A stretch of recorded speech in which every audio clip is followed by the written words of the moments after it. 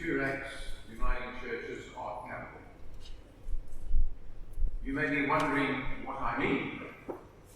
I'm talking about this beautiful worship centre.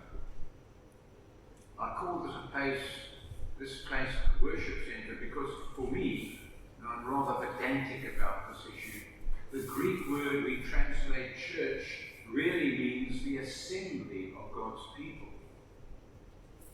The Anglo-Germanic languages have given us the words church, Kirche, and Kerk, and they literally mean the house of the Lord. I came across once a little comment about one of the smaller Scottish denominations that uses the phrase, the church goes in at 10:15. They don't go to church, they go in. I think they're spot on. This is a beautiful building, and my first reaction to it when I came in was a little like my reaction to the Sistine Chapel. I felt a little overwhelmed here by the artwork. When I arrived at the Sistine Chapel, I found it too extravagant. I turned to leave. And then I realized I'd taken literally hours to get to that point. The long queues, the winding corridors with artifacts. So I turned back in. I went and sat down. I found a place to sit. I pondered the artwork and I reflected on the people. I slowly began to appreciate the truly wonderful spectacle of art and theology in the Sistine Chapel. Now, Toorak Uniting Church is no Sistine Chapel, but certainly it is an outstanding worship centre. And there are two categories of art exhibited here this morning. The architecture of the building and the stained glass windows. So first, let us look at the building and what it is saying to us. And I will offer a critique as a person who is very visual, who loves beauty, but is no art connoisseur, merely an appreciator of beauty, but I'm certainly a student of theology. On one occasion, after the benediction, as our custom is, I walked to the back of the nave, and I sat there and listened to postlude.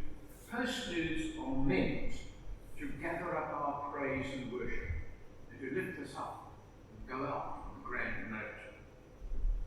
That morning, my heart was caught up in the music. It lifted me and my spirits. My eyes went heavenward, so to speak, metaphorically speaking, and I gazed up at this magnificent scene. I'd often looked at it. It takes our eyes upwards, heavenwards, so to speak. That is what worship is about, to be lost in God's worship, and lost in worship of God. So, with Moses, let us say from Exodus 35, thanks be to God. See, the Lord has called and filled the artisans with intelligence and knowledge in every kind of craft to build this beautiful place of worship. Our faith is nourished by the art of the Michelangelos, and Michelangelo's Madonna and Child at the Sistine Chapel, and even the prosaic art in the humble church building. I recall visiting a little chapel, a muddy brick chapel. I was very familiar with it because I worked in South Africa, in Zimbabwe, and they had painted murals of the gospel stories all around the chapel walls. And I finally came to a centerpiece, the crucifixion of Jesus, and it hit me. It was black Jesus, a black Jesus. Powerful stuff. us remind ourselves of the cross and the metaphor of the saying ship. They both apply to us in this building. The cross symbolizes the life, teaching, death and resurrection and ascension of Jesus Christ. And this building is cross-shaped. If we hovered above it, we would see the cross shape, rather squashed at this end, but nevertheless, it reflects the crucifixion. The sailing vessel, on the other hand, was a metaphor the church chose to use from early times. The small sailing vessel represented the church, being a vessel on the great sea of life, weathering and sailing through the storms of life. And the Latin word for ship was navis, and from that we get the nave, and you are sitting in the nave of the vessel, and that is where the sailors worked the ship, and I'm the navigator up here. I like that. All this is symbolized in our architecture. And by the way, the elevated pulpit was a later 9th century addition for the preacher. I've heard some shallow comments about its elevation. The pulpit's elevation has nothing to do with the elevation of the preacher. It has everything to do with the then technology that enabled the preacher to be seen and heard in a large congregation. Imagine people all around standing here. It's the old-fashioned speaker system, nothing more. In the old days, preachers undertook elocution lessons and voice production lessons. Nowadays, we just use the microphone. So let's turn our mind now to the 16 beautiful windows in this worship centre. Initially, I tried to make sense of it. I looked for a theological theme. They really reflect the faith of the individual. They are all memorial windows. The dominant themes are the resurrection and life hereafter, and that appears 4 times. Jesus the Good Shepherd 3 times, and the Good Shepherd window at the back on the south wall that depicts Jesus' ministry of healing, raising Jairus' daughter, the Good Samaritan, and Mary and Martha. On the east window there's the Last Judgment. It picks up the theme of life and death. The Marys are picked up on 4 occasions. These windows reflect the benefactors' faith.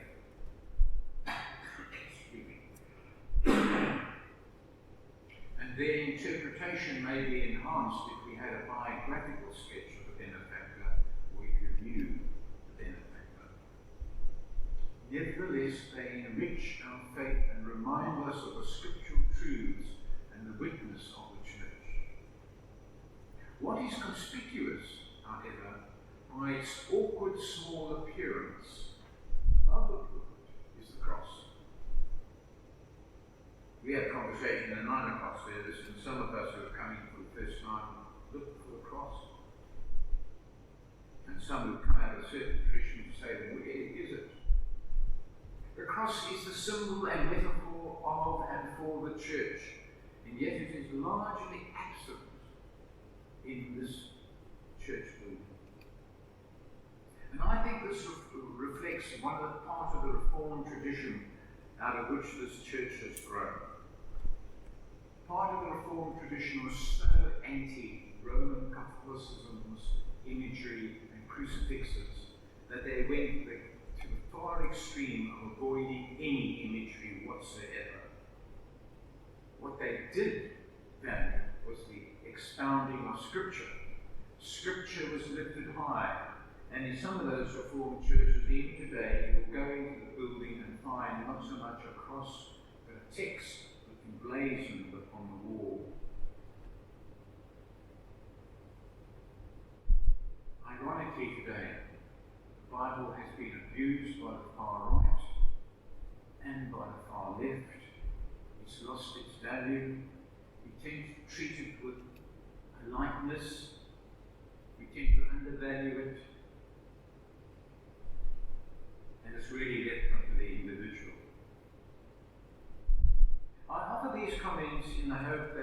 it may be helpful to us as we worship here.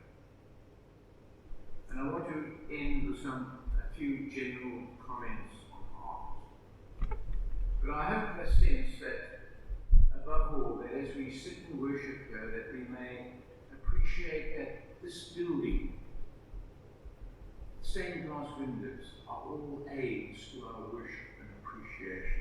As someone said in the 9 o'clock service, when they hear the music play, they will look at the stained glass windows, and the combination of the music and the beauty of the windows inspires them.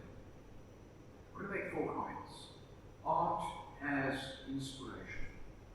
Art invites us to use our sight and evokes feelings and inspires and enhances our worship.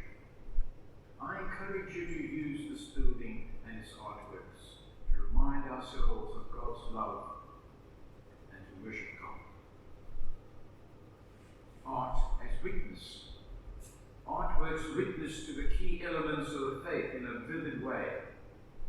In a very visual way, we can pick up a story, and really the whole story at times.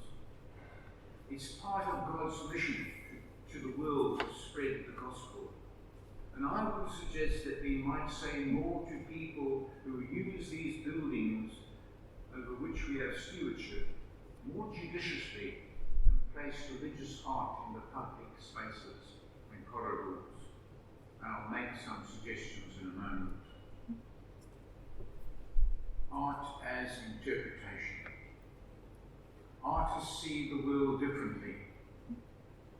Take Caravaggio's Calling of Matthew. I loved it. There he is saying to Matthew, come, come. But when you look at the painting closely, Jesus' feet are turned this way. Jesus is saying, come. Jesus is going. Jesus is saying to Matthew, come. Leave behind the money collection. Leave behind the things of the world. Come. And in a moment, in a glimpse, we have a sense of the call of God for us. Another beautiful insight that I got after reading a long book, and then, not a long book, but a shortened book on Rembrandt's painting of the prodigal son, the return of the prodigal son. And there in the painting, Rembrandt has painted the son. And there's so much to see in the painting, but there's one special part which I found special. Rembrandt as the father, and the father in a way representative of God the Father, has his hands on the prodigal son's shoulder. But here's the insight. One hand is a male hand, the other is a female's hand. So what does Rembrandt say to us? Is he making a statement about the fatherhood of God? Why not? I would like to see such prints hanging in this public spaces of this building complex. I'd like to say a lot more about how this art represents who we are and who we want to be. Why not? Why should we hide our art in this building? Art and spirituality. I'll make 2 brief comments. Pro-Hart's depiction of the church in his paintings, the Holy Tower, the Search for God, and Sunday morning church, all raised thoughtful questions about the church. I've been a couple of times, and what I'm saying is, in a sense, artists evoke from us a response about our relationships with God and each other. In the past few weeks, I went in and saw the exhibition of the birds. Indeed, it was delightful. There was something missing. Effectively, it was an exhibition of the artist's work and nothing more. I think if we just put up some statement that linked the spirituality of creation which there is, and those birds reflect and are part of a wider spirituality in all of creation. They play a vital part in the life of this planet. It might have helped people appreciate the bigger picture. And we can make Christian spiritual connections too. Why not? It's our mission.